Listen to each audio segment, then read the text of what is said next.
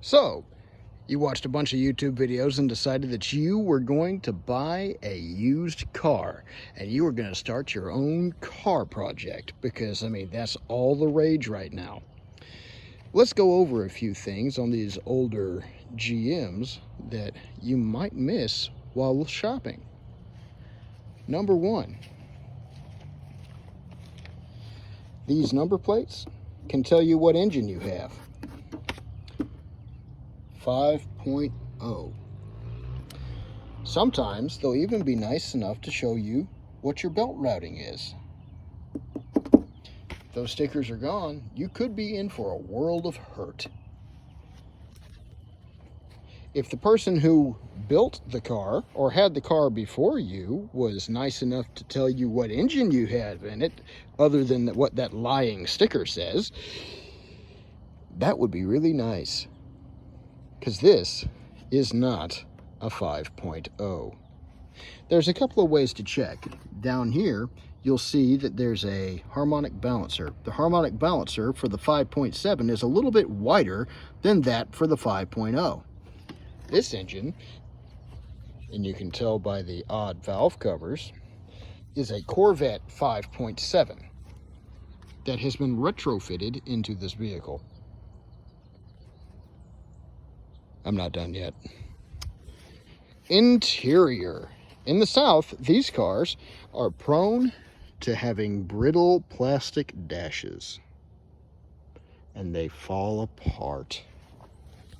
Where you want to check for rust is down here in the bottom of the door pans. This car is pretty clean. You don't see anything in any of the quarter panels. Remember to always check low. Now, if the original owner was a really old man, you get one of two different types of really old men that owned this car. The one that always had it serviced and the one that never had it serviced. This car belonged to the man who would never have them serviced. The engine was full of gunk, and that's why it was replaced. Always check below your windows for rust, because all this gunk sits in here and it rusts out.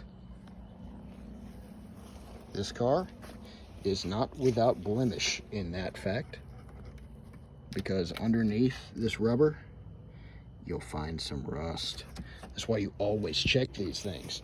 Wherever rubber is, or wherever a pinch point might be that you might get water collecting, and I'm showing you this video after I washed the car for a case in point.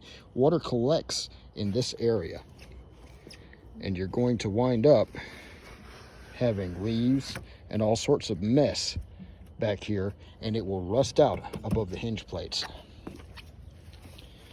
The frames on these cars are fairly bulletproof if they're a southern car. If they're a northern car, they're open channel frames and subject to rusting out.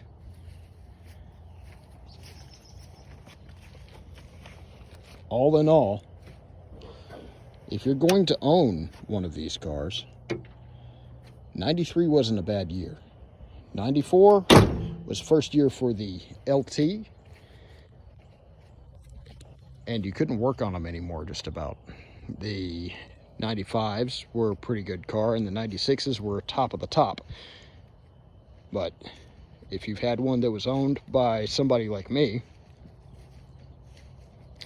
you might find that the car is actually a competitor. Note the wheel well gaps. This vehicle has been lifted 2 inches. All of the control arms and everything on it has been replaced, and it is now a runner. See y'all out there on the road.